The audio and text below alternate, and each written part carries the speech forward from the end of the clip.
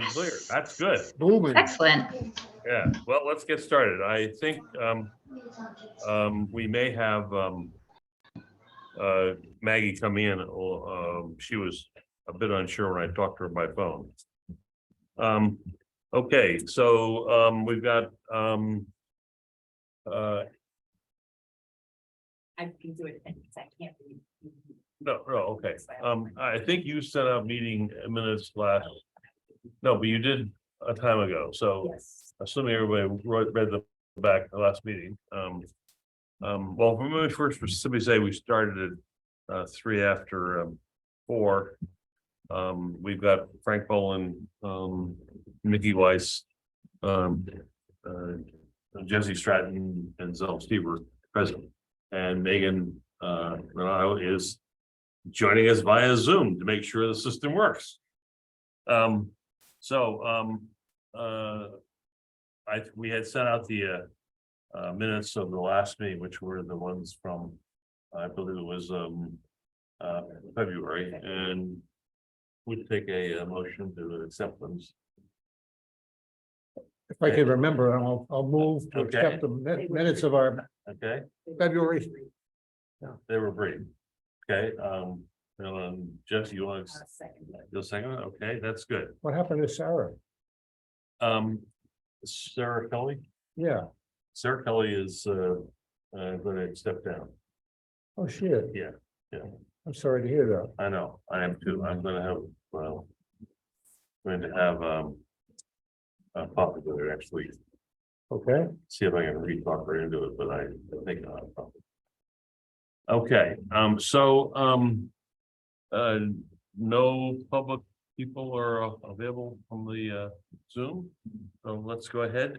Any announcements from anybody?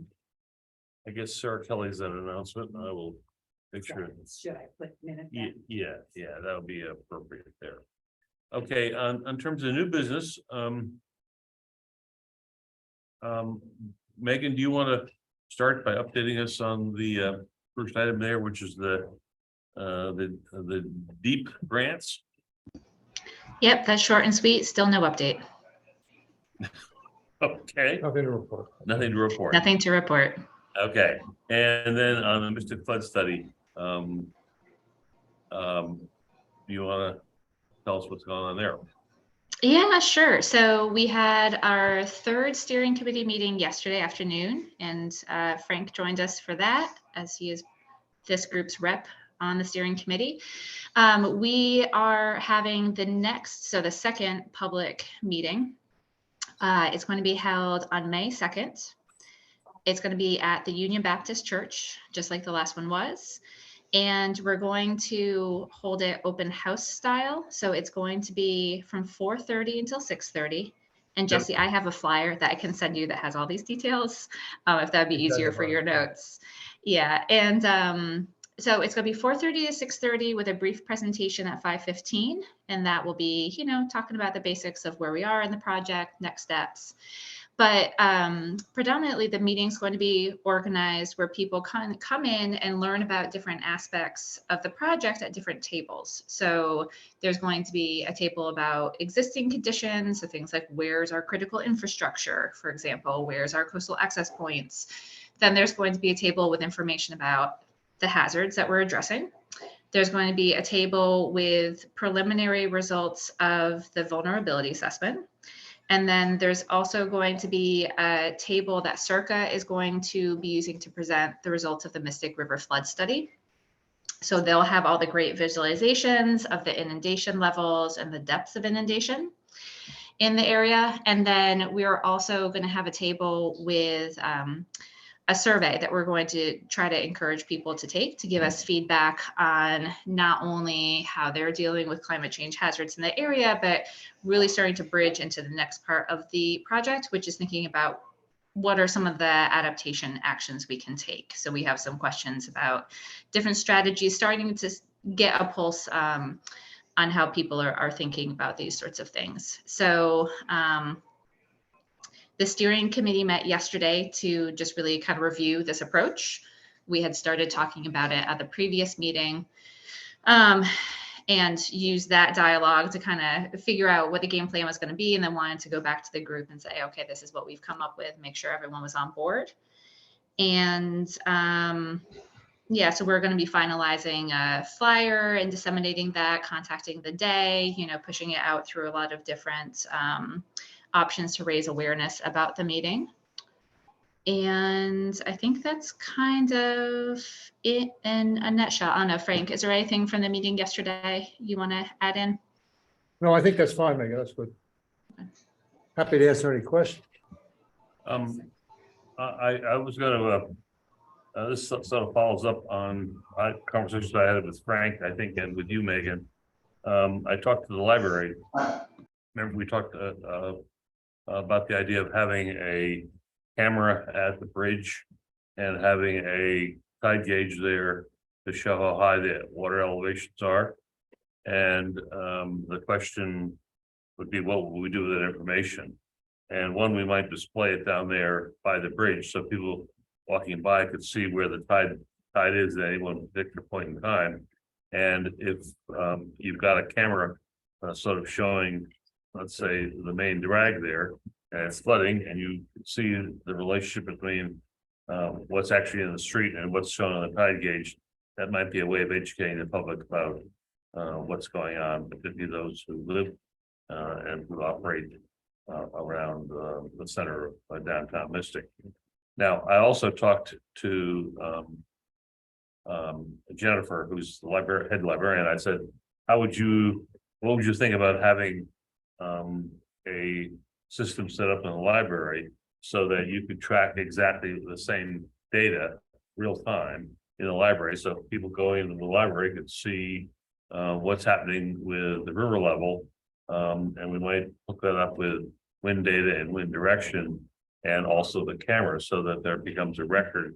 So it would be a way of simply educating the rest of the town about that there's an issue of flooding in our town, and I think the trick would be figure out how to do this in a way that the public could understand what they're actually looking at. And it also may have some value to the university because it'd be another data point that would be able to be incorporated into the modeling work that's going on. Seemed to me that it might be worth consulting with Jim about where. Because I think, wind and the river is very, very different. And That's we have to figure, all those details have to be figured out. it's gonna- Oh, well, you're gonna have a station in the river. You're not gonna be using Avery Point winds. No, No, but I'm just saying that the wind that we experience in storms along the coast is very, very different. Can be very different. than Yeah. What goes up there. And by having a station in the river, you could see that difference. So the thought is that this would run 24/7. absolutely. It'd be hooked up via the internet and be a continuous recording. And it's simply a way of, one way of providing information to everybody in town. And the reason to doing it at the library would be is that's where information is held in the community. And it just, and she seemed to be, thought this would fit with the library's mission of providing information. And we had a brief conversation about whether it would be inside the library or in one of those cubicles outside the library, so you can see it all the time.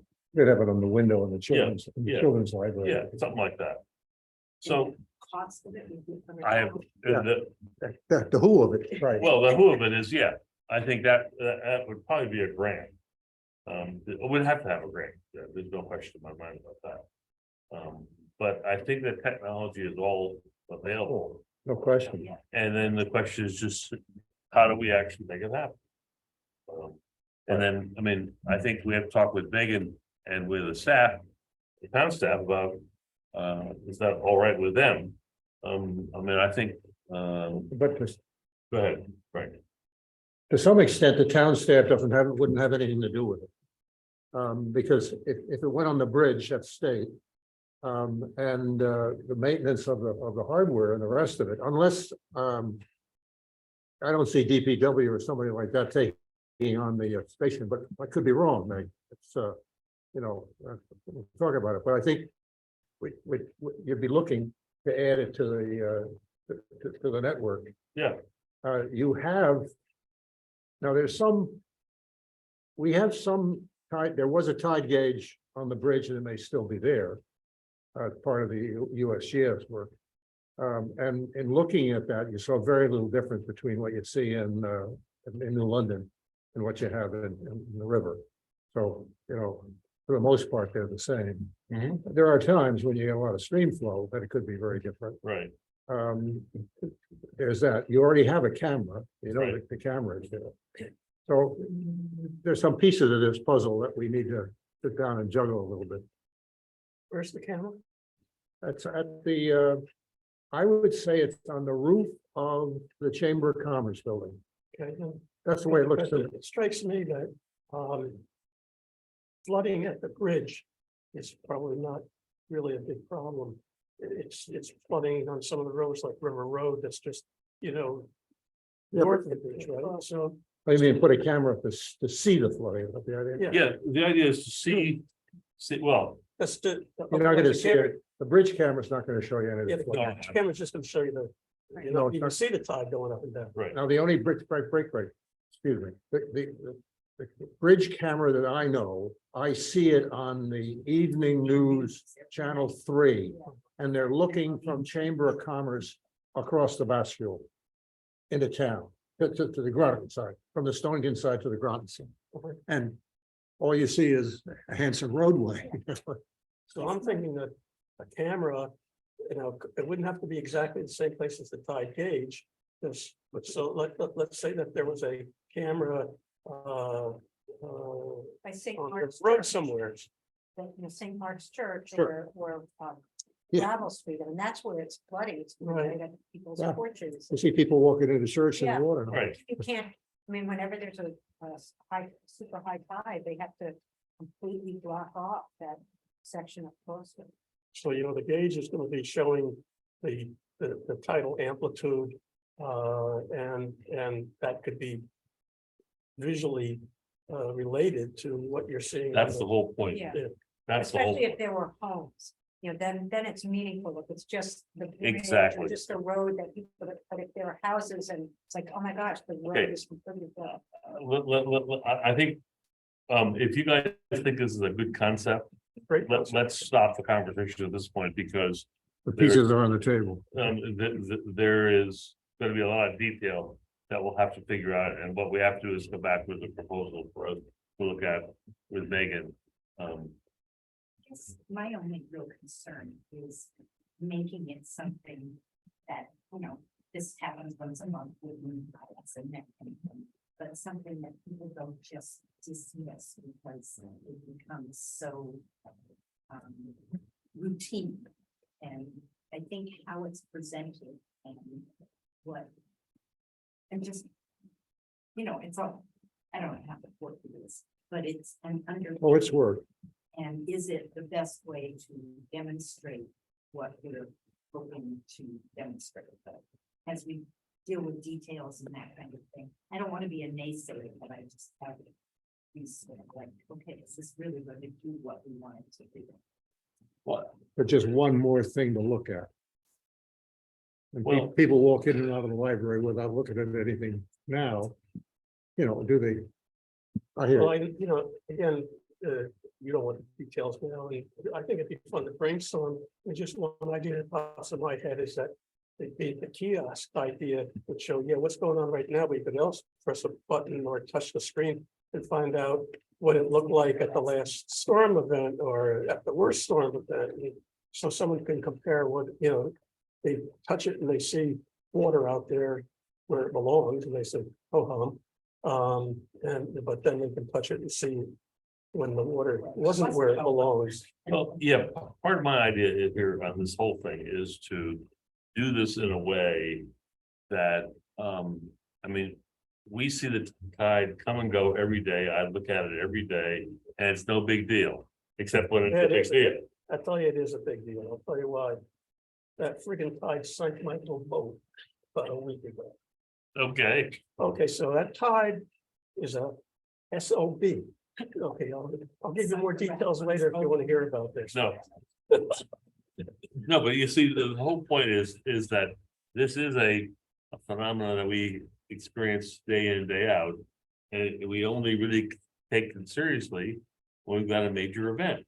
And how do you get people from where they are today to where we would like them to think about whether they're gonna buy that piece of property for $5 million downtown, or whether they're gonna start thinking, that's not a good idea. And I don't know how to, I mean, you can have this, you can do the study, we have everybody come in and talk about it, and then they go away.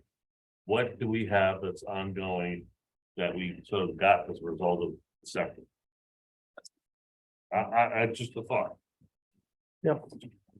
Okay. Any thoughts, you, Megan? Well, yeah, I mean, I think just in response to your last comment, the study is really the start, right? So the study is not intended to be, oh, okay, we did this study and now we don't talk about this again. So, I mean, I think these are public education is a big topic that we're gonna have to talk about and try to work with people on for all the reasons that you all were just discussing. I'm a little hesitant, I think, about something that's so very technical, of how to distill it into what's going to be meaningful, and to Jesse's point, be something that catches people's attention and doesn't just become background noise. But to Mickey's point, I think it's a great thing to start brainstorming about. Okay. Moving on to the next item here on the agenda. We've got Earth Day coming up on this coming Saturday. And Megan's going to be holding down the fort with a table about Where is it? it's at the library, and it's our Groton Library from 11 a.m. to 4 p.m. this Saturday. I guess I saw something there was a flyer in the paper this morning. Yes, yes. And there was a whole thing about it last weekend in the paper. And there is going to be a lot of groups there apparently. And there's going to be a series of speakers, one every hour. And they're pretty interesting bunch of passages around if you want to see them. And it looks like it's going to be well attended. Like 40 or 50 vendors. Yeah, 40 or 50 vendors will be there. Anything you want to add to that, Megan? Yeah, so one quick note, Zell, the timing you said was correct. The timing that's shown on the agenda, I think, was 10 to 3. So just wanted to highlight And it that should it be is 11 from to 11 4. to 4. Mhm. Yeah. So yeah, I'm excited about it. I've talked with Jason Hine a couple of times. He's the owner of the Diddy Bag in Stonington. He's really the one that kind of pushed the development of this, and he's worked really closely with Groton Public Library as the host. So yeah, everything you just said, great lineup of speakers, over 40 vendors. We're going to have a table talking about, just climate change in Groton, getting people's feelings about it, hearing from them how they're being impacted, starting that whole dialogue that's going to lead into the climate action plan. We can have flyers. So the Downtown Mystic public meeting flyer, we'll have copies of that. The May 9th event, which I know we're going to talk about later in the agenda, we can have flyers for that. I have a couple of interactive things. So looking forward to it. I think it's going to be fun. Good. And so anybody in the task force who can help Megan during any period there, that would be greatly appreciated. That's 11 to 4, May? Yes, that's 11 to 4. Yeah. Okay. Oh, I see it here, right. Yeah. Anything else in this item? Okay, moving on to the next is, you recall we had talked about the task force role in educating the public. And that was one of our original mandates that was given to us by the town council. And you recall that we have a really fine little film that's been put together by I guess funded by the Lyle Sound Study and then done in part with the Circa. And what we're proposing to do is to show that film and then have a question and answer discussion with the public about the film and or how this all affects Groton. And to that end, Frank secured the folks from Circa, and we've secured the senior center for Tuesday, May 9th at 7 o'clock. And so there'll be a meeting, and I would hope you all could. Show the film. And Right, the May 9th she was talking about. I think that's the Second. downtown missed the thing, they're not the same day. No, second. Yeah. This one be short. And we've got John Burt's approval for this. We've got, pardon? And we've got senior centers all signed up for it. I've talked to Sean, he's gonna work the audio visual for us. He's gonna want to work, I talked to him today again. He wants to work with the producer, make sure there's not a copyright problem. And they can either, if there's not a copyright, they'll refer to the whole thing. Mhm. If it's a copyright, what they'll do is they'll refer to a website. So there's some way of working or do a workaround. So I think that's that hopefully will be a pretty interesting session. This is the first session of our climate forum. Yeah. It's going to be a series of sessions. This is the first one. And so I'm hoping that if this works well, we'll do a quarterly one. Not if.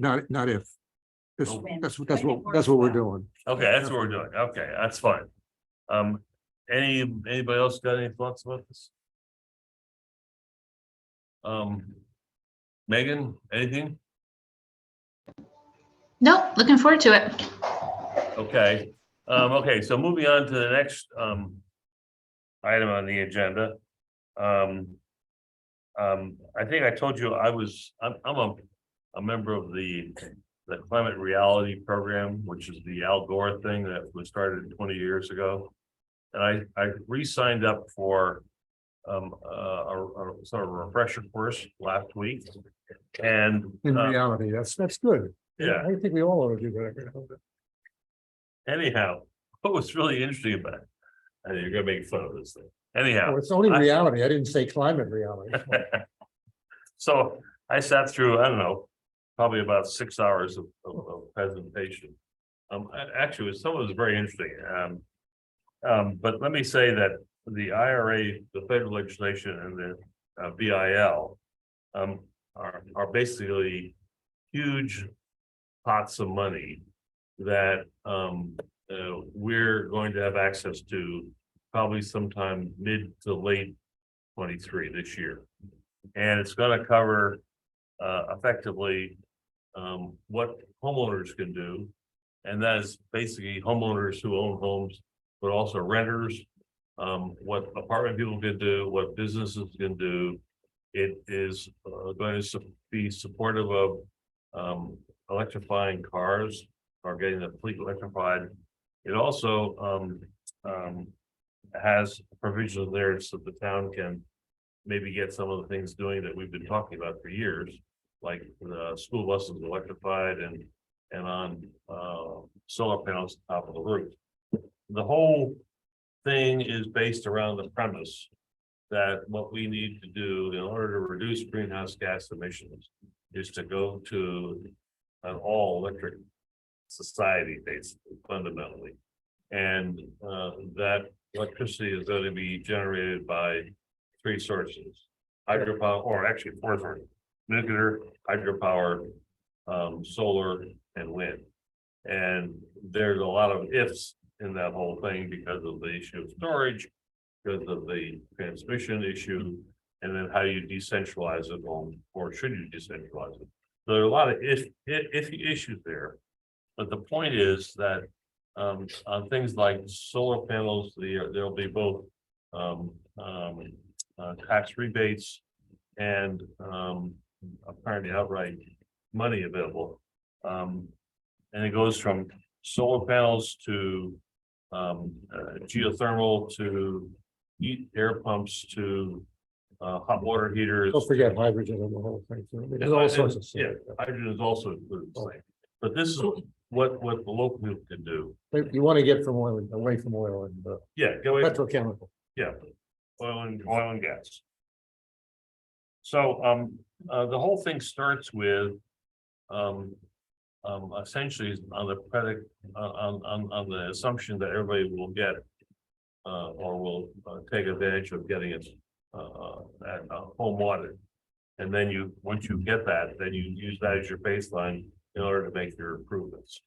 And so it's sort of what we've heard, what we've known about for a long time. And the home water is free. And the home water, It's free, we've got utilities, and you know, income. And, it's free. But you certainly get back in value way more. Right. now, what's not clear here is whether the federal government's gonna change that. And they may make it free. So that's already current practice. Yeah. Right, so my assumption was what I was hearing here is that something is changing. They're gonna deal with Yeah. that. Yeah. Right. Now, to that end, then the question I had was, Jesse sort of been working with the energy, stuff for us. The question is, well, how do we get that to the public? Right. And so, I visited, last week, our tax assessor, Mary Gardner, and said, is it technically possible for us to put a flyer in everybody's tax bill, whether it be an automobile tax bill, a residential tax bill, or a business tax thing? And she said, absolutely. So the question was, what would it take to make that happen? Well, we need to get permission. So I said, well, who gives the permission? And she says, I'm not sure. So I talked to John Burt, and John Burt says, yep, we'll do it. And I got the authority to do it.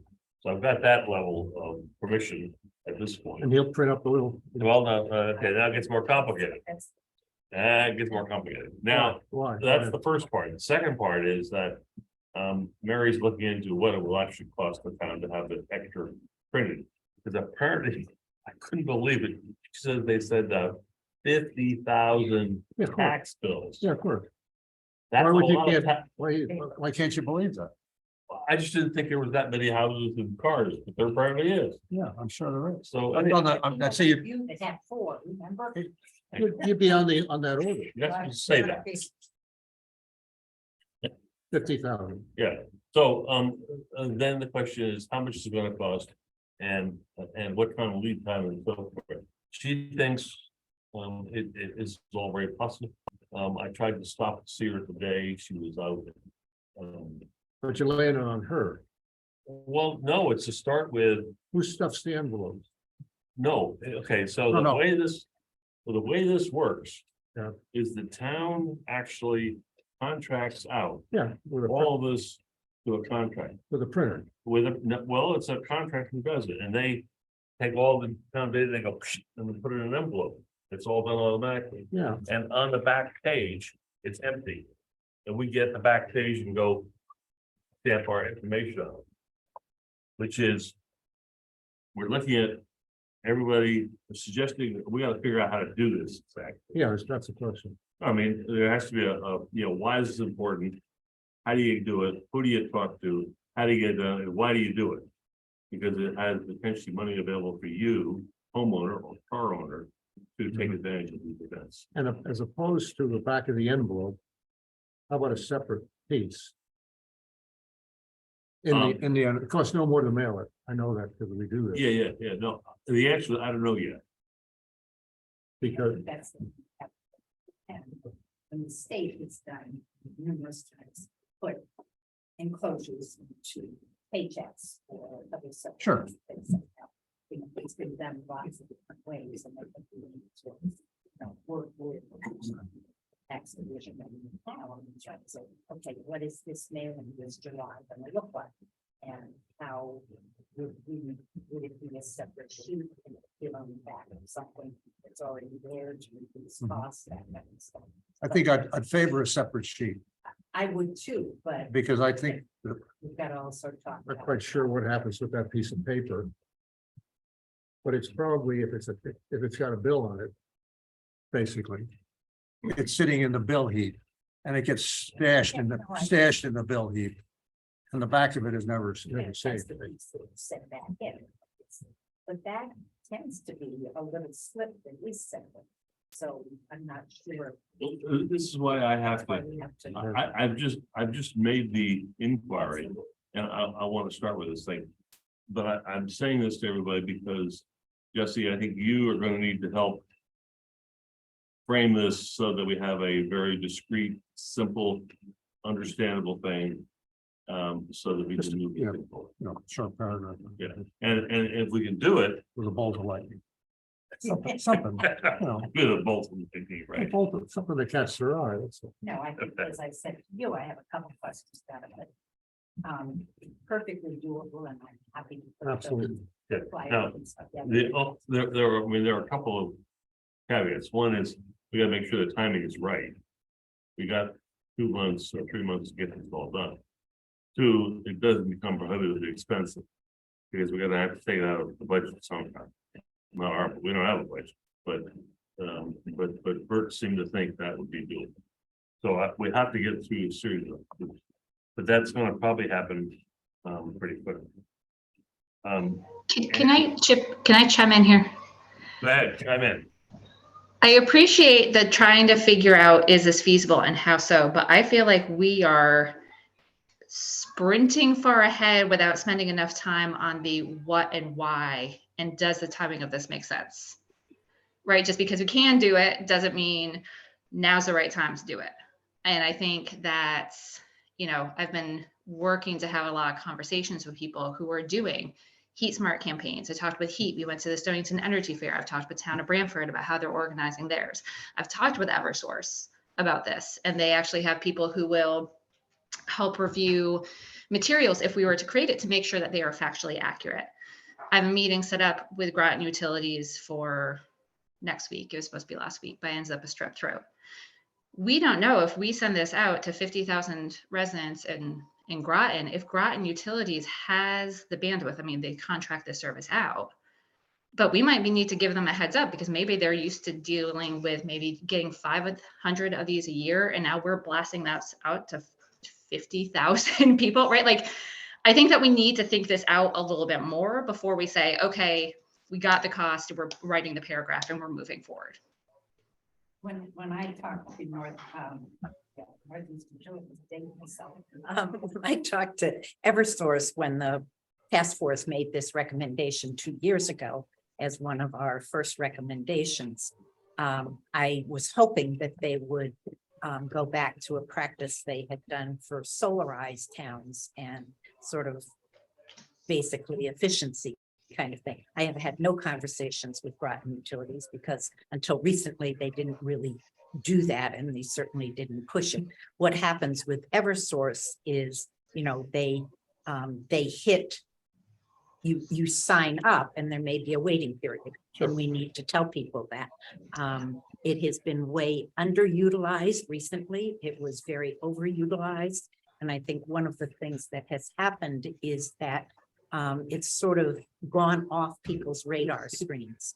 The people meaning, The public's yes. radar screen. Energize CT used to do a fabulous job of really promoting it. I think energy is very, very much on people's minds right now, given the price of electricity. And I think you're absolutely right that we need to deal with what can they deal with and expectations on the part of the public.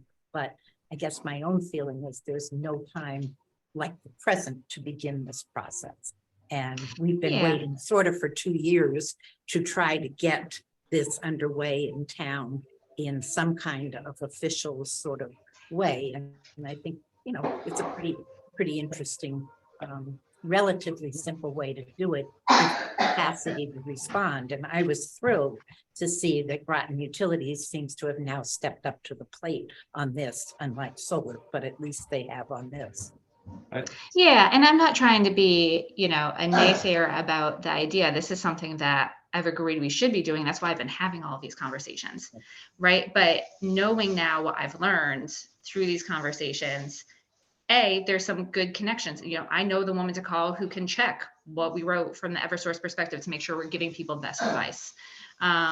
You know, I do think that we should have this conversation, and it was something that I was going to bring up when I speak to Groton Utilities next week, of just what is the bandwidth for your program for the home energy solutions, and just needing to vet out a couple of those options before we say, okay, let's press print. So the reason that you bring this up now, again, is that because remember what you're talking, you're in the context of this logic experiment, or whatever it was, reality, that's it, climate reality. Do you believe that there is a change because of some additional monies available? I think there's a change because there is money available. Money to who? Money to individuals and to communities and to the state. all three.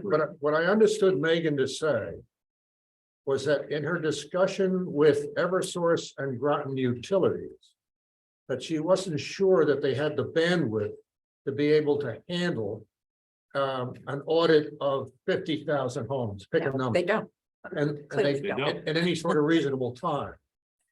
And Well, so you, statewide. I think that it would, you would be well advised to start on the right end of the horse. You've got to, you can bring them in, and there's another aspect to it too, I'll take it in a minute, but you want to bring Groton Utilities and whoever else, Eversource or whoever else is going to be doing the audit into the equation. Then they do the audits. And then what? Okay, Because if everybody 50,000 homes got solar panels, don't we have this business a problem with all this again? We would, but heat pumps, We heat got into pumps, that do- one a while ago, maybe. Right. Frank, heat pumps do not require an audit. The only thing that is dependent upon having an audit from rebate and credits perspectives is solar I installation. thought audit was sort of give me an idea what I needed. Well, what audit says, you know, right now, what your space is in your house. Yes, the audit will come in and seal things, and you can make your need for what size heat pump less.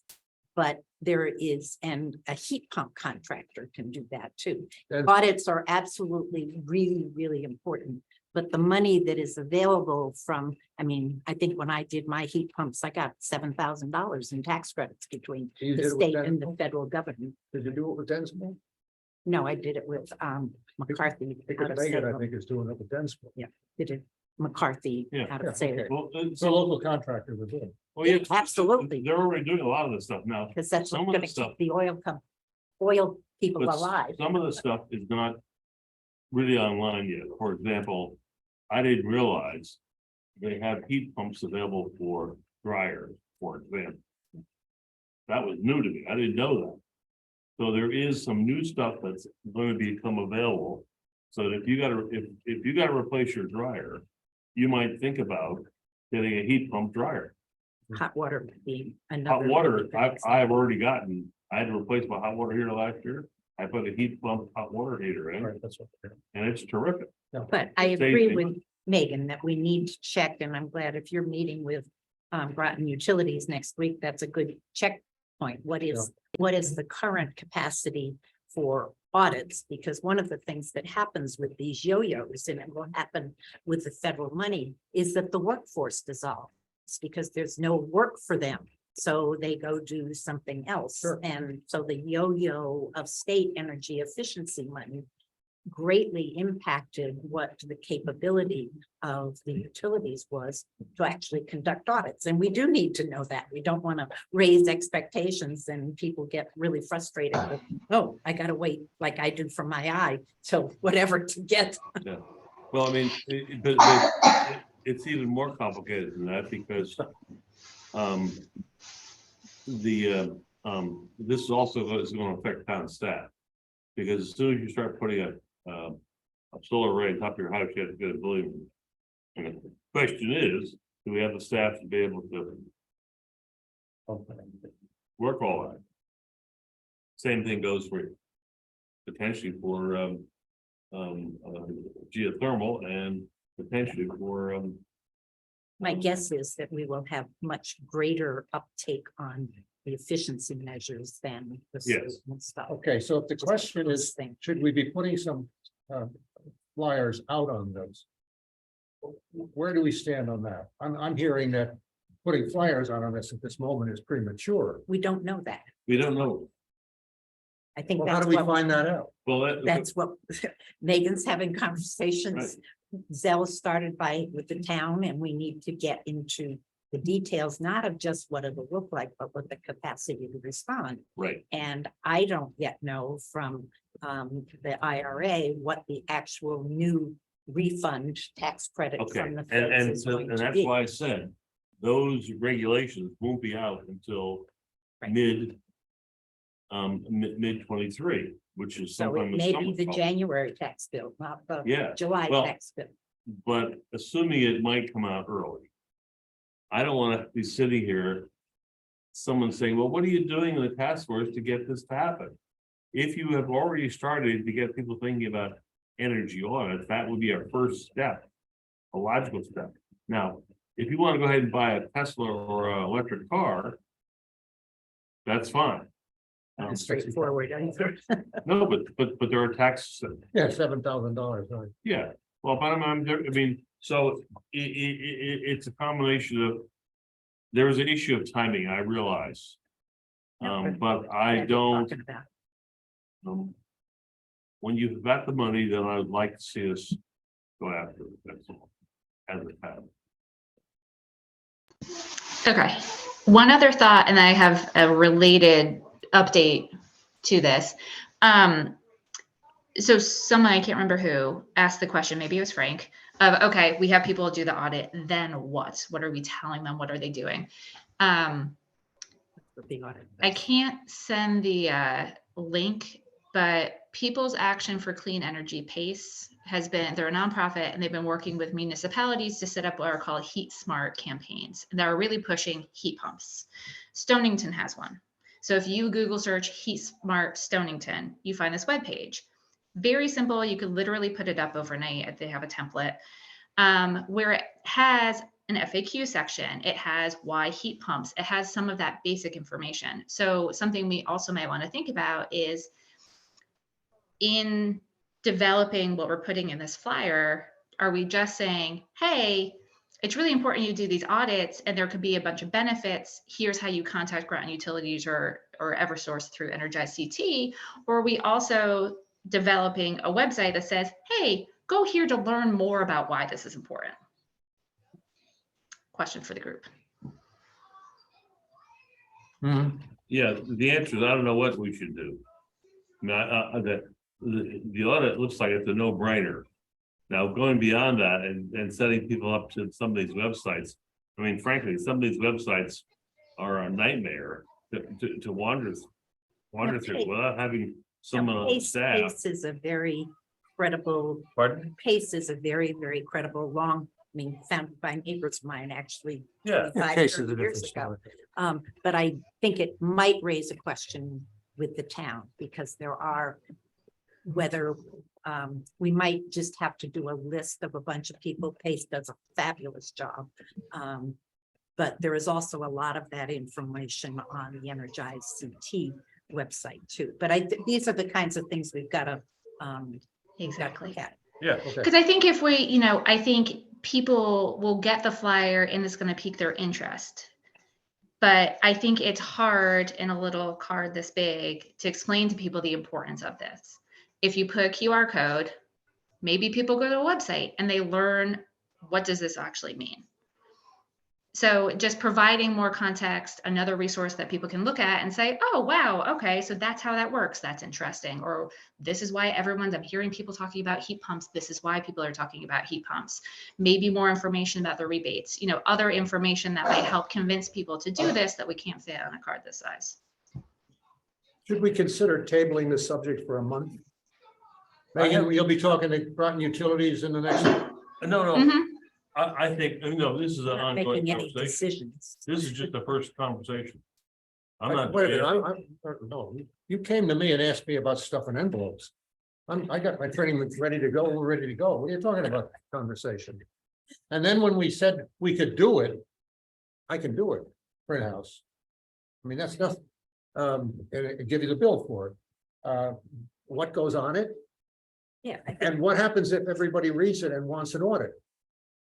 You've convinced them they all want to, we're I ahead think of we're ourselves. way short. That's of what I getting to heard is that. we're way ahead of ourselves, didn't I? hear No, that? I think what Zell said was that he checked, was it plausible to do this? Yes. It's plausible. Was the town manager in favor of this kind of Sounds like approach? a Yes, great that's a idea. beginning. Then to put together the details, That's right. how we would do it, when we would do it, what it needs to have as a part of it Fine, so it's tabled. is. No, tabled means we're not dealing with. We're it. not- No, it's an. That we will return to the conversation with more Yeah, information. we're not voting on it this month. Yeah. No, absolutely. Yeah, I'm great. It's tabled until the next meeting. Anything from, you're sitting over there with your hand over your mouth. Well, I'm just taking it all in. I mean, I think ultimately. We got this up. What are we gonna say? What are we telling people? And also, who is this from? Is it, you know, the RSPG that our group recommends that we do this? I feel like that's Yeah. important, like who the messenger is, rather than just a piece of paper. Another saying, piece of you know, paper. Another piece of paper. I think we want to lend credibility so that folks will take it seriously as a G, whether. Yes, I think Well, there's I more. would argue that we would do this on behalf of the town. Yeah, on behalf of the town, I mean, that's really, but that's something we also have to think about. Who is this? Who is the Yeah. messenger? Yeah. Even though we may be the ones Yeah. doing the work, working with Megan, but ultimately, that's gonna Right. make it credible or not, whoever the messenger is. Mickey, anything from you? Well, I'm yet to be overwhelmed by the outstanding response to anything that Right. goes out Yes. like this. Right. So I'm skeptical that we have to worry about overloading the system. And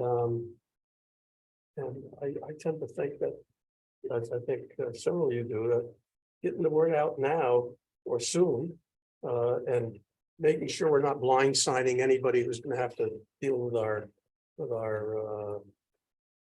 initiative. Make sure that at least they know we're gonna do it. We're not gonna get overwhelmed by the One response. of the things that really prompted some of my interest in this a couple of years ago was looking at the reports from Eversource about who takes advantage of these. And Groton was way below Ledyard, Stonington, Waterford. We just don't do it. And other towns were doing it. And so it was sort of like, how do we get us to, and I haven't looked at last year's report from the committee to see what that uptake was, but you know, there are people that are taking far more advantage of these opportunities than residents of Groton. They probably don't know they exist. Okay. Well, so enough said for the moment. Megan, anything else from you? Liz? Yes, so related topic, but falls within the umbrella of funding from the IRA and BIL. At a previous meeting, I had mentioned the Energy Efficiency and Conservation Block Grant. So that is a grant program that has existed for a number of years. It received an additional $550 million, I think, from the IIJA.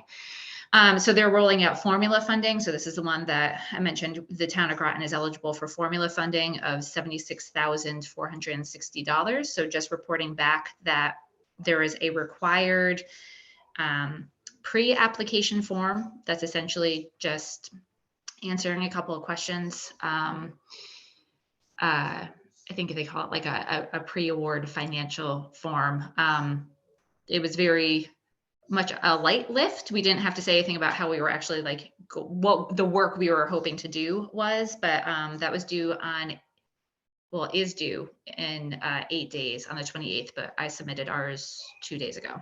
So reporting on that. So we're putting the steps in process to make sure we're able to take advantage of those funds. And then there is a new program that's opened up for this year called the Charging and Fueling Infrastructure Grant, CFI, through the Department of Transportation. And that has $700 million available this year for everything related to electric vehicle charging, building out that network. It's broken into community charging and alternative fuel corridors. It's a kind of a tough one because the minimum request is $500,000. So it's, if you put together a proposal, it's got to be something weighty, but it is something that we are looking at. Proposals are due at the end of May, and I'm having conversations about it, reaching out to other neighboring groups and towns to see if other folks are interested, and given a good solid look. So I'm not sure if it'll end up resulting in us deciding this is the right fit and putting together a proposal, but it's at least one that we're looking at really closely. Was there any minimum grant request under the other one? The other one's formula funding, so you get Oh, what you this- get and you don't get upset. So what would we be asking for? Neighborhood, just. For the formula funding, ours Yeah. is $76,460. I got $1 million out of that, so I didn't think it was just fun. Sorry, okay. So I, Yeah. I, But Mickey, I guess, where are we in terms of the towns? Upgrading or moving into heat pumps and solar and all that. Is some of the grant opportunities that you're talking about for that purpose, for the town itself to, get on board for solar panels at the schools or heat pumps in the buildings, that sort of thing? Yeah, so a couple of things. The town did that energy strategy plan in 2013. They worked with Peregrine Energy. It had put together a list of recommendations. I think there were like 78 recommendations, building by building specific about what we should do to make them more efficient. The town is continuing to make progress on that. So I know more than half of the recommendations have been implemented, but that's something that I'm going to look to get updated. In talking with Rick Norris, so Rick Norris now works for Groton Public Schools. I know that they are moving forward with solar projects at 2 of the schools. I think they're pretty far along in planning, and they're in sort of the vetting and analysis stage of an additional school or 2 as well. So they are working through a process to try to evaluate the different schools for the solar capabilities. If you didn't see it, there was also the result of the partnership that Jesse, I know you were instrumental in getting with the town, working with Robert Klee Associates to look at doing another solar install on a municipal property. That resulted in the recommendation that we move forward with solar at the Town Hall Annex building you're sitting at. So a bid was publicized about a month ago. They ended up taking it down due to a required scope change, and I haven't asked yet, what the issue was there, but that project will be rebid, re-advertised, and hopefully be moving forward soon as well. So Mickey, I guess to answer your question more directly, there's a number of things that are kind of simmering and happening. We will be using, with the energy efficiency conservation block grant, the formula funds. We haven't decided yet how to use the funding. One of the options is to do energy upgrades. You could actually get rebate dollars. Your formula funding essentially in the version of rebate dollars. So that is one of the options that we'll be considering. But as some of these other grant programs that Zell was talking about that are coming out get publicized, we'll be continuing to evaluate. Still haven't forgotten, all the work that was done a number of years ago to evaluate the transfer station and the landfill for solar. At that point in time, it was determined that the cost to upgrade the transmission line was just way too cost prohibitive. It kind of killed the entire project, was my understanding.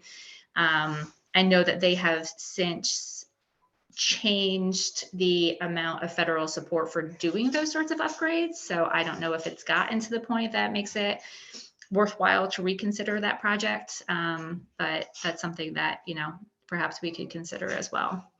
And part of me, reaching out to Groton Utilities is really just to start building a relationship and finding out, what sorts of things they might be able to support. And just asking some of those questions to them directly and see where it goes.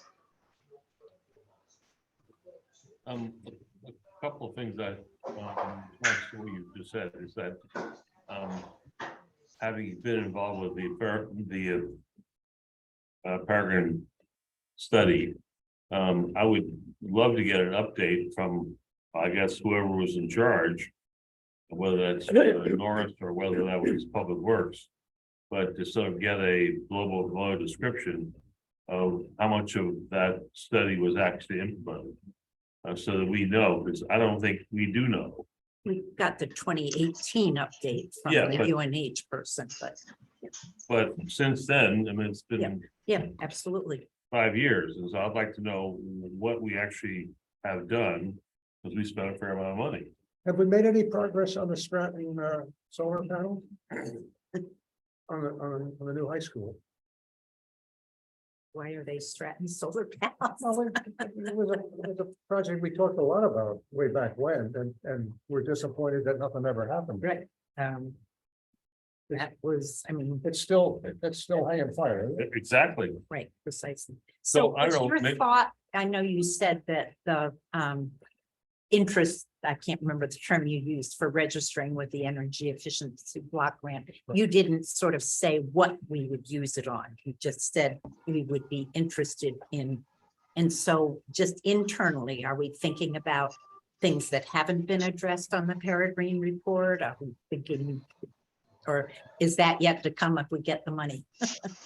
So it's yet to come, but my understanding is the money is ours as long as we go through the process. So how they've built the program is you can do a number of planning related things, or you can actually do installation of energy projects. So I think we'll have to kind of hash out what the priorities are based on timing and lots of other things swirling. One of the things I'm going to be following up with is with Public Works is projects they have in mind.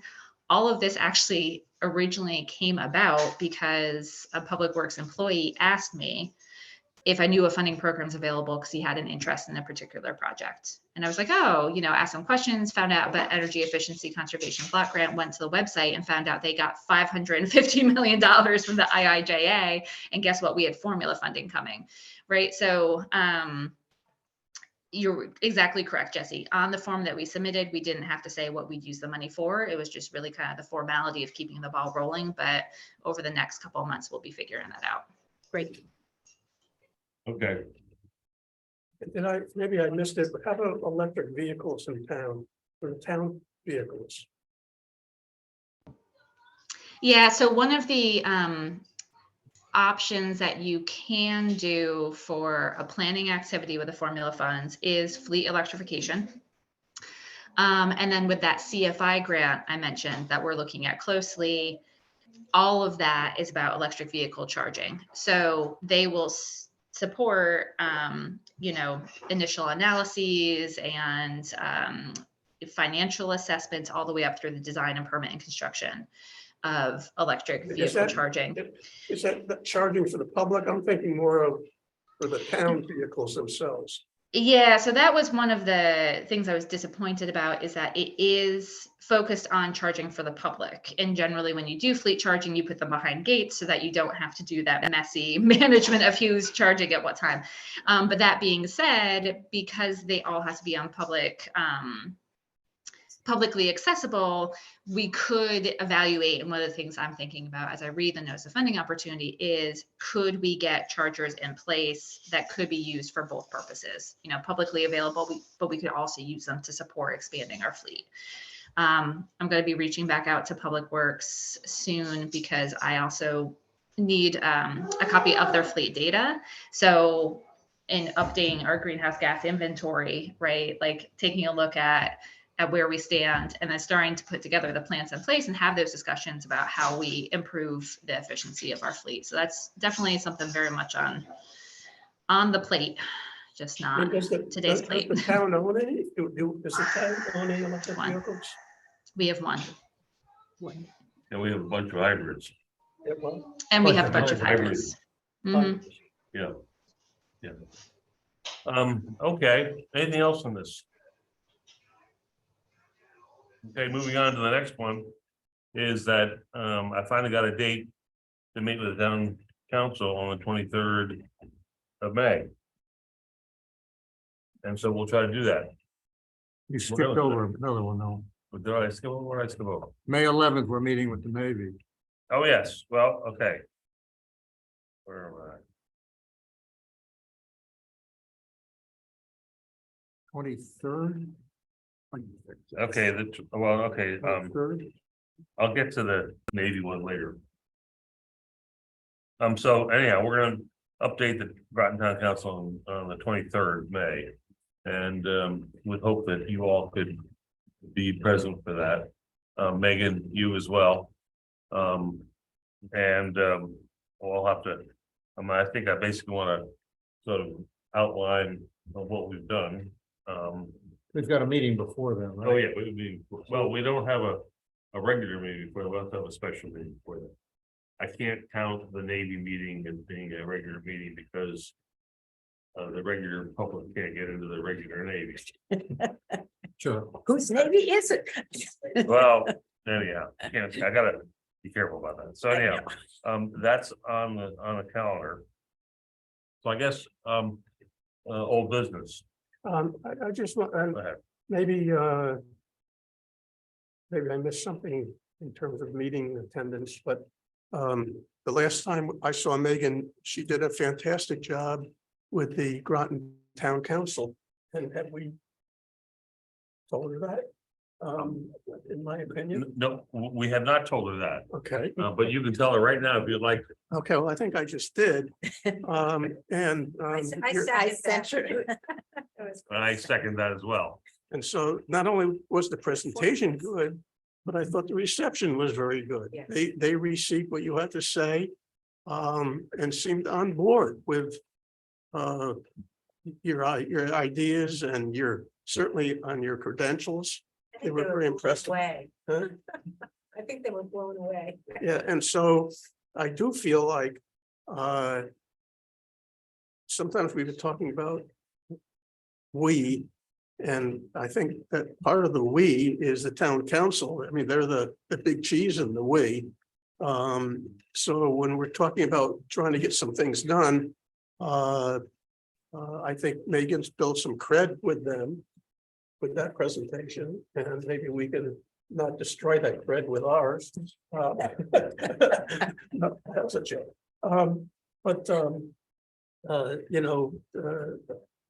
I don't think we have to worry about the town council being an adversary for some of the things we're trying to do. What time is that town council meeting? That'll be, Probably it'll 6. start no sooner than 6:30. So and I won't know until a week before. I just want to get it in. Yeah. No, I don't expect there'll be any problems. I mean, here's the problem with the town council is that they tend to get into the weeds. And Megan gave them nothing to get into the weeds on, and that was good. And I'm inclined not to get into the weeds either, other than to say that we have these separate areas that we're looking at.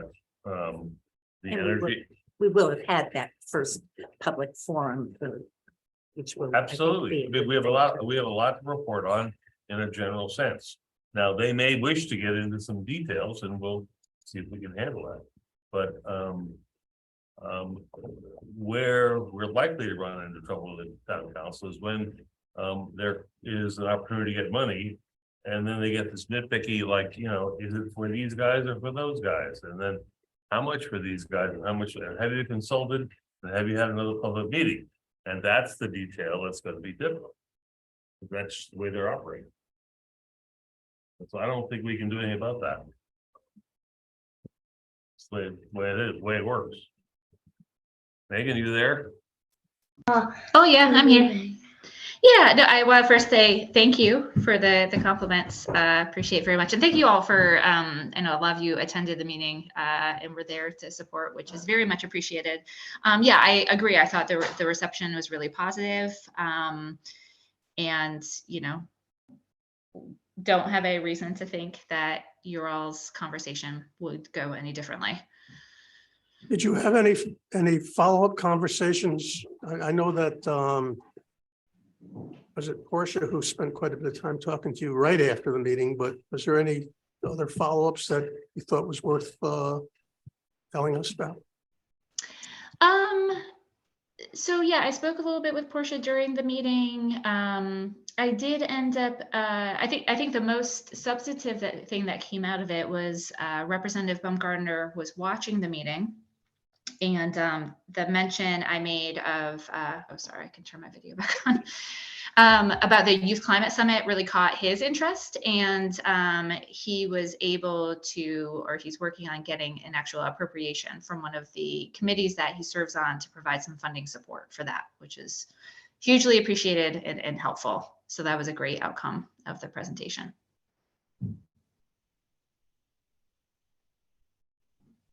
Okay, well, Megan, again, thank you for that presentation. I thought it was well done. At some point, I would love to get a copy of your slides for that. Sure. That'd be great. Okay, so moving on to old business, you want to update us on anything with respect to the extreme heat study for the summer? Yeah, let me see if I can quickly share my screen because I have Claire's resume open. So I can't remember. You may have to do that. Oh, I think, so I asked if I could be made a panelist from the start and I was told yes. So I think it should work, but let me see. Oh, we down the back. Window, okay. This seems to be going. All right, now let me make this so you can actually see it. You got it. Yep, all right, let me zoom in so you can actually read it. A techie person. It's It's nice to have a techie person. Except for now, it's not cooperating. Get that box out of here. oh, what? Sorry, I'm trying to figure out how I can Enlarge that. zoom in. Yep, that's what I'm trying to do. All right, is that, let's see. Now the Little That's a bit. little bigger. a little bigger. Can you actually see the entire window? No. All right, let me try to do that next. For whatever reason, the commands at the top are not working. Okay, so let's hide that. Now you see the whole window. Can you read it? More or less? I think you Yeah. should circulate it out, I think, hadn't you? I don't think so. I've never seen it. I still can't see it. Okay, so let me zoom in a little bit more. So this is, we went through the interview process and we selected Claire McCarthy to be our summer heat fellow. Claire is at Emory University. She is graduating in about 16 days and then immediately transitioning into their Masters of Public Health program. So currently she's getting a Bachelor of Science in Environmental Sciences, Community Building, and Social Change as her minor, and then she's enrolling in the School of Public Health, like I mentioned. Excellent GPA, lots of relevant coursework, but I just wanted to share a little bit of the experience that she has. And part of what really resonated with us about Claire was that she wants to go into this for her career. She's really serious about climate action. She wants to work at the local level on climate change and intersection with public health. So, and she's just extremely accomplished for, being an undergrad student. So she's done some work with Alternative Spring Break, but she also served as a community building and social change fellow. So she worked with a couple of local nonprofits to work on connectivity between their services and public engagement strategies, did a lot of outreach through that. She's also been a research assistant in a lab looking at developing a neighborhood resource guide to connect residents to important services like food, housing, transportation. There was a mapping component of that as well. She has been a program assistant to Georgia Audubon, where she worked on coordinating speakers and participants to events. She was an environmental educator through the Trees Atlanta program, where she actually worked with elementary school students, teaching them about trees and botany and conservation. And let's see, she also has worked for Emory Climate Talks, so facilitating planning processes for their Youth Sustainability Development Conference. going after grant funding, writing blogs, doing other social media things. Let's see, teaching assistant for a department on campus, also a sustainability intern with their Office of Sustainability Initiatives. She was a delegate at COP27. She is also a co-founder of Emory's Climate Coalition. So, you know, really trying to push the university to take a stance on climate in a positive way. She also is chapter chair of the Emory campus core of the Climate Reality Project, which is that program that Zell was just talking about. She's volunteered with, you know, alternative spring break, English as a second language volunteer. Like I could go on and on and on. Right. But suffice it to say, she's amazing and we can't wait to have her on Very, board. very impressive, very impressive Yeah. credentials. No question Yeah. about it. What's she doing? What's she going to be doing? So she is our summer fellow, helping us understand our vulnerability to extreme heat and humidity and start to put together plans of what we're going to do about it. So how do you see that proceeding? You're going to walk around when it gets hot?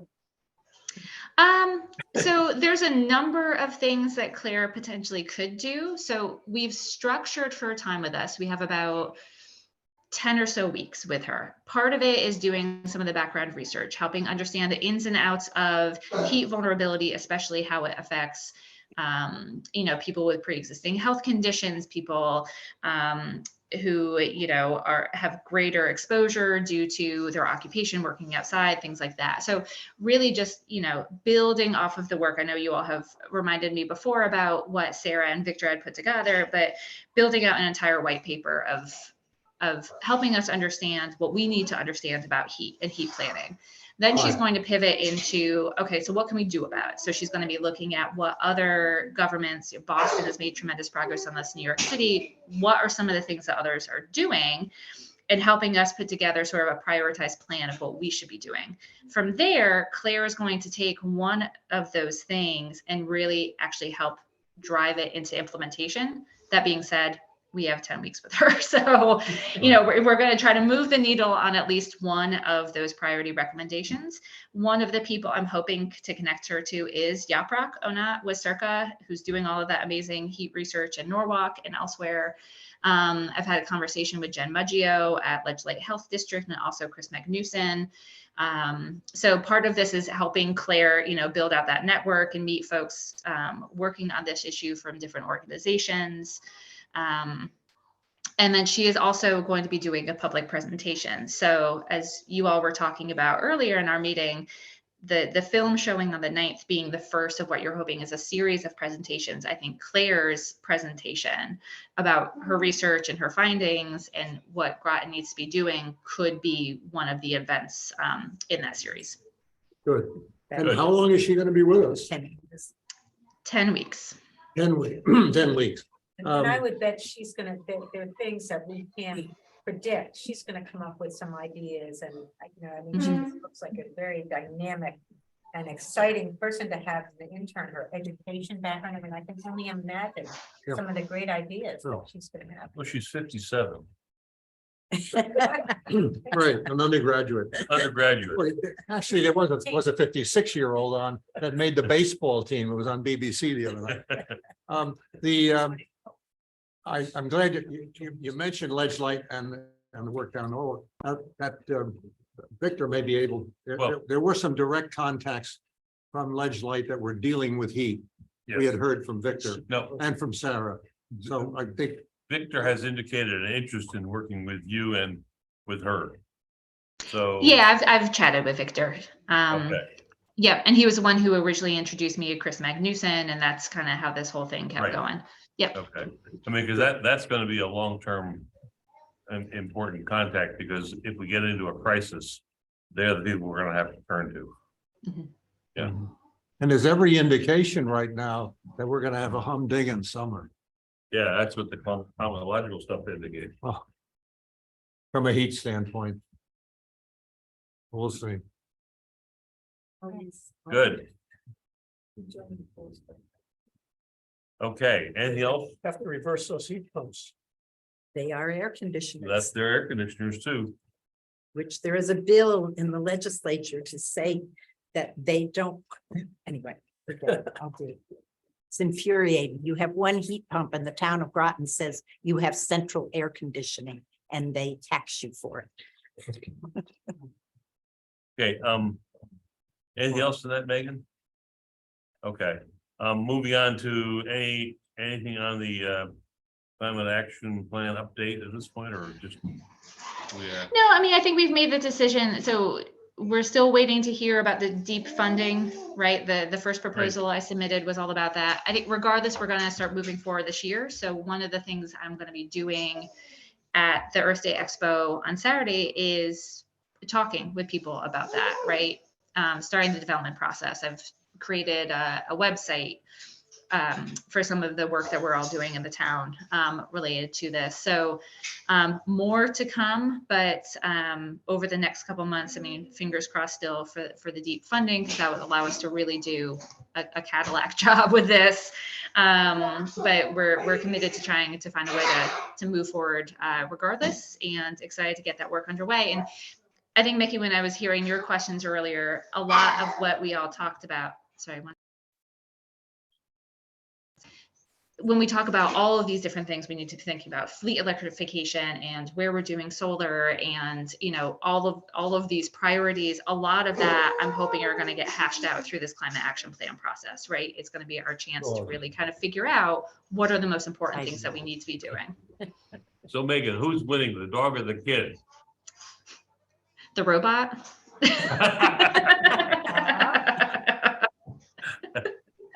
Mhm. Okay, well, that's good. Next item is the Eastern Connecticut Rail and Transit Study. The state came back with a preliminary assessment, and they're basically sticking to their plan that they want to extend Shoreline East to Rhode Island. They've got some pretty big caveats in there, the biggest one being trying to move the Mystic Station. And I think that's a non-starter, but we'll have to work that thing through. And they're recalcitrant about dealing with anything on the Thames River on either side with trains. They basically are punting and saying, well, what we'll end up starting out by doing is by running buses. Well, they've already run buses, and they've already throttled back buses. So we'll see how that goes. It's Who runs the buses? Seat runs buses, doesn't it? well, SEEK runs the buses. It's got nothing to do with DOT, does it? Oh, no, it's all funded. It's all by- funded by DOT. It's all funded by. Yeah. Where do they want to move the station to? Well, they want to move the station east of, or they were proposing to move east of, the road that goes to, They're just talking. but they're just talking at this point. It's a big wetland there. The big marsh Nick, was the Do you know where the secondhand bicycle junk place is? shop. Yeah, right opposite, they cut down all the trees. Yeah, That's it. that's Yeah, it. but that's a shopping center. I know, this might be the shopping center, but that's what that's the area they're talking about. Anyhow, so there's more to come in that. I think, in part, we're kind of sort of waiting to see what happens in the General Assembly. Because there are some pretty significant pieces of legislation that will impact DOT. And then, once that's over with, then we'll see how this all comes together. It's a bit frustrating, frankly, at this point, but we'll, it looks like we have potentially got a station in Groton, and that's really important. We've got potentially a station in Stonington at, where the bridge is that goes into the borough. And they're thinking about messing with the Mystic Station. And then they're going to go to Westerly, but there's some question about whether they're really actually talking to the state of Rhode Island at this point. So more to come as the year passes here. I will probably be making presentation to the Eastern Connecticut Chamber of Commerce and continuing to basically hawk my talk my concept, so that's what's going on. Any questions from anybody? Remarkable patience. And durability. Tenacity. And durability. Well, we'll see. I hope it's gonna work. Okay, next is, anything on the, Groton Bridge? Nope. Nope, okay. How about, the, two interns from the Connecticut Clear program, Megan? Yeah, they actually just sent me, they called it an outline, but it was really the rough draft of their final report, and they're scheduling final presentations for the start of May. So pretty soon we'll have the final product of their semester, and I can share that with you all when I have it. Is the 3rd of May something we ought to attend? I can ask the question if guests are allowed. I think it's really the presentation to their advisors of like, this is what we did for the semester. I think I get to attend because I was their non-campus host, but I can certainly ask the question if other people are allowed to participate. Well, Everything at the university that I see is that if it goes remote, it's remote for everybody. If they're all doing it in person, it's a different story, but you're on WebEx, I'm on WebEx. You're on WebEx. well, for what it's worth, I'd love to see what they're, actually see the presentation personally. Okay, yeah, I can definitely follow up with them on that. Okay, so our next, anything else on old business? I mean, I've left some bunch of things off that I need to be on there, but I'm not. What about the Navy? Well, that's next. Upcoming events That's and new meetings. business. Oh, next meeting, that's right, I forgot that. We're calling it a meeting. Next, well, I've already been corrected about this, but I knew the problem. Our normal meeting is scheduled for May 11th. And the Navy realized that was our regular meeting, and so they simply said, oh, if you're gonna meet, why don't you come up and have a briefing? And I said, that's fine. And of course, the town said, well, you can't have a regular meeting because the public can't go. And I said, I know that. So it'll be a Even though the public could go on Zoom? no, that won't be a permitted. Maybe we'll let that happen. Oh, gotta have clearance You gotta have clearance to do that. For Zoom, No, you, from the United States Navy. for Zoom. Yes. yeah, you don't get a chance to do that in a secure facility like that. Seems to me we've had them on. Go ahead. Well, anyhow, so that will be at 3 o'clock. We'll all have to go over and then get into one of their vehicles. We all have to bring, absolutely have to bring an ID. At least one? No, one ID, your driver's license. If you've got a one of the Yeah, government certified jobs. Get through all the security clearance and stuff. Well, Easier for- it'll be a wave, It would be Um, very easy. but nevertheless, we have to do it.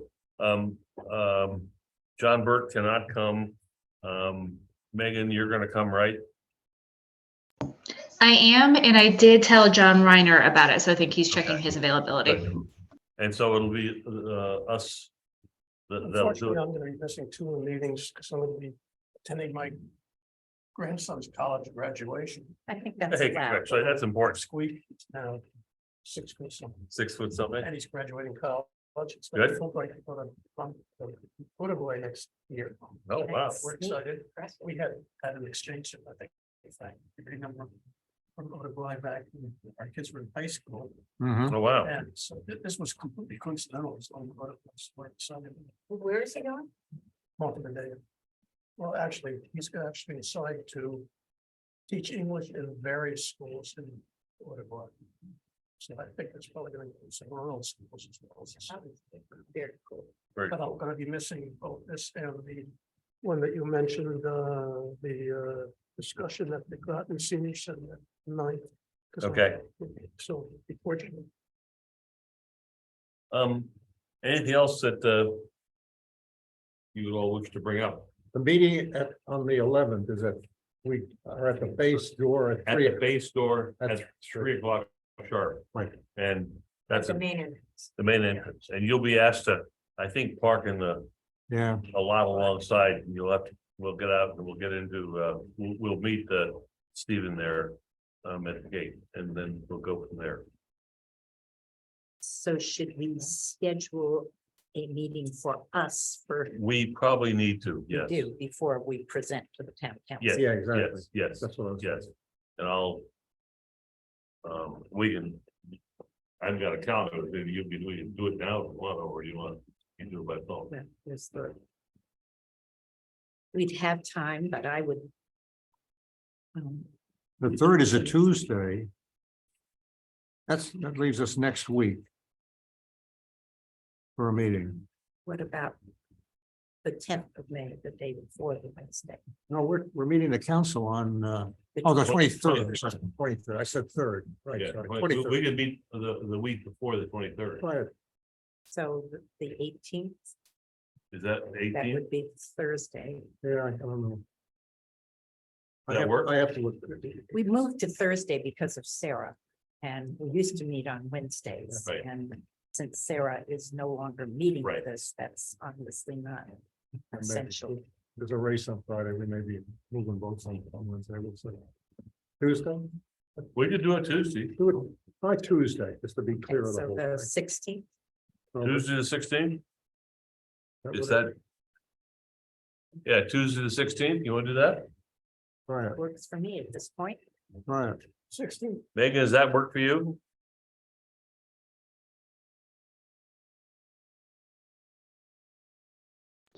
Sorry, I was putting it in my calendar and then it wouldn't shut the screen. Yeah, I think that should work for me. Okay, then we'll do a May 16th. 16th Yeah, just to be sure. at 4 o'clock. And I'll get back to everybody on that, Good. and that'll be a special meeting, Right. okay? Yeah. I guess one final thing is that if you guys get a chance to go to the meeting on Saturday and you're talking to people, if you know or hear of anybody who's interested in joining the task force, I would like to know about it. Should we consider making our temporary appointees permanent?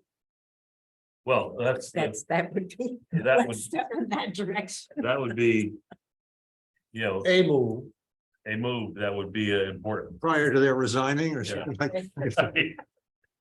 Could- Or for a living. Would you guys, how would you both feel about that? Prior to our time. What? Never mind the Oh, I dying thought this part. was the Supreme Court. What did you last do for that real estate house and you told us about in Mexico? How do you feel about that? There's no law against it, he's fine.